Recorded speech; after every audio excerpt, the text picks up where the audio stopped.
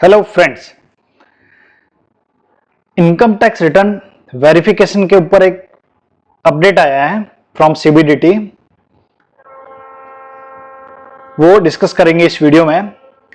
Update आया है on 31 मार्च 2024 को बाय नोटिफिकेशन नंबर 2 ऑफ 2024। तो ये अपडेट है on time limit for verification of return of income after uploading. जब आप अपना इनकम टैक्स रिटर्न अपलोड करते हैं पोर्टल पे, अपलोड करने के बाद आपको वेरीफाई करना होता है, ठीक है, तब जाके आपका रिटर्न फाइलिंग कंप्लीट होता है। ठीक है, अगर आप वेरीफाई नहीं करते तो आपका रिटर्न कंप्लीट नहीं माना जाएगा। ठीक है, तो ये नोटिफिकेशन को समझते हैं डिटेल में। Time limit for verification of return of income after uploading on the income tax portal. तो इन्होंने क्लैरिफाई किया है कि टाइम लिमिट है वो 30 डेज है from date of transmitting data of income tax return electronically. जब आप अपना आईटीआर सबमिट कर लेंगे ऑनलाइन तो विद इन 30 डेज आपको वेरीफाई करना होता है, आइदर थ्रू ई वेरिफिकेशन या फिर साइन करके सीपीसी बेंगलोर भेजना रहता है। ठीक है, इन्होंने अभी क्लेरिफाई किया है पॉइंट नंबर 2 में। फर्स्ट पॉइंट है where the return of income is uploaded and e verification और ITR-V is submitted within 30 days of uploading. In such cases the return of uploading the date of uploading the return of income shall be considered as the date of furnishing the return of income।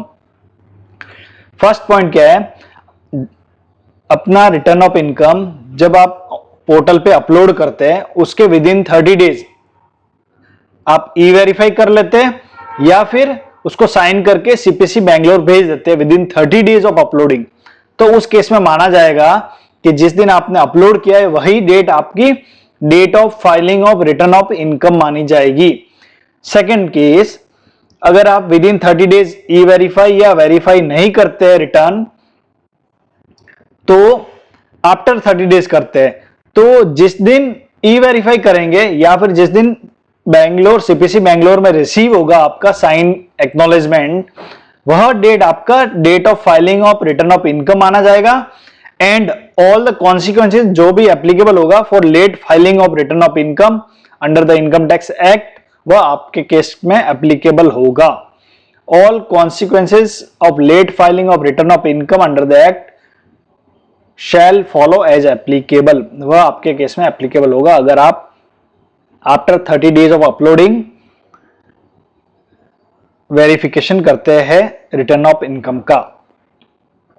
ठीक है, third point में इन्होंने clarify किया है कि आपको acknowledgement sign करके CPC Bangalore centralise processing centre income tax department Bengaluru 560500 Karnataka में थ्रू ऑर्डिनरी पोस्ट या स्पीड पोस्ट या एनी अदर मोड आपको भेजना होता है। ठीक है,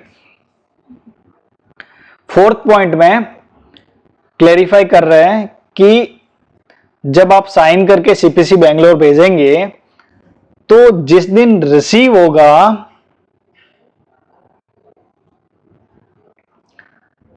वह डेट माना जाएगा वेरिफिकेशन का। ठीक है, 30 दिन काउंट करने के लिए। The date on which the duly verified ITR acknowledgement is received at CPC shall be considered for the purpose of determination of the 30 days period from the date of uploading the return of income।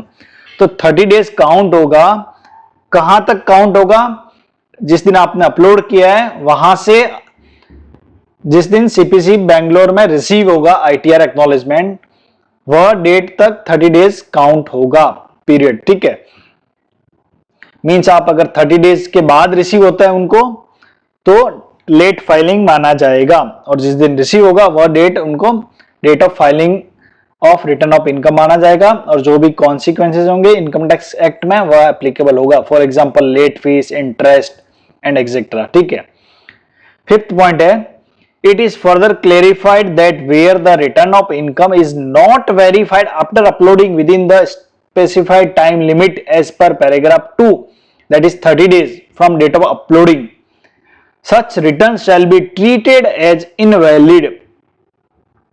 तो वह return आपका invalid माना जाएगा। Means invalid का मतलब है कि आपने रिटर्न अपलोड ही नहीं किया है, ठीक है, ये माना जाएगा। तो आपको रिटर्न अपलोड करने के बाद इंश्योर करना है कि उसका वेरिफिकेशन कंप्लीट हो गया है।